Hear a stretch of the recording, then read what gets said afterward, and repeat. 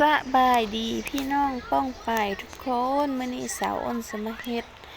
แกงอ่อมไก่ใส่เส้นร่อนจ้าเฮาก็มาเตรียมเครื่องเคียงอีหยังหั่นแหละ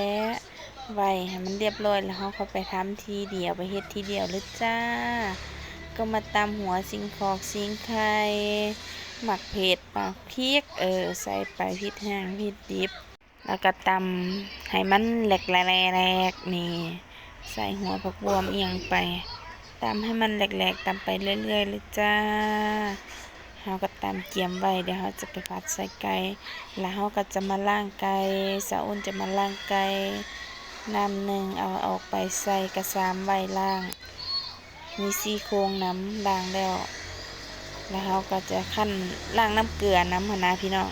เปิดน้ำใส่ล้างน้ำเกลือคั่นน้ำเกลือให้มันสะอาดพอบ่ให้มันคาวนั่นแหละล้างไปจนให้มันสะอาดสะอ้างแล้วเราก็จะมาฝากเด้ตอนนี้ก็ยังล้างยังบ่เสร็จอยู่จับใส่หม้อใส่กระมังไว้แล้วก็จะมาฝากเป็นตอนให้มันเป็นเส้นสาวอ้นก็จะมาฝากก็ใส่กระมังไว้เตรียมพร้อมผัดจ้าฟักไปเรื่อยๆจนมันแล้วพุ่นแล้วโอ้ยแต่มันโดนนานเนาะคลิปนี่กันยาวคักฟักไปอีกแล้วก็จะมาเตรียมล่างผักหอมต้นหอมใบอีตูหรือใบแมงลักบ้านเฮาก็เอิ้นผักอีตูนั่นแหละเนาะผักหอมเปาะบ่แม่นผักหอมบัวซอ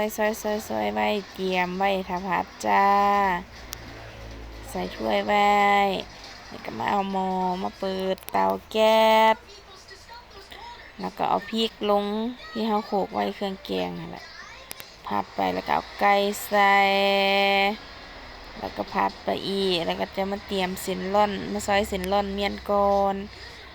แล้วก็จะมาเบิ่งหม้ออีกทีนึงคนๆคะเลไปแล้วก็จะปรุงปลาแดกปลาแป้งนัวผงรสดีใส่ไปจ้าให้มันแซ่บนั่นนะ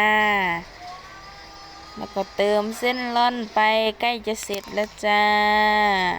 เติมเส้นร่อนไปแล้วก็ใส่ต้นหอมใบอิฐแล้วแกงร่อนแซ่บๆจ้าทอดขาไก่กับข้าวสวยร้อนอย่าไปกินกันจ้า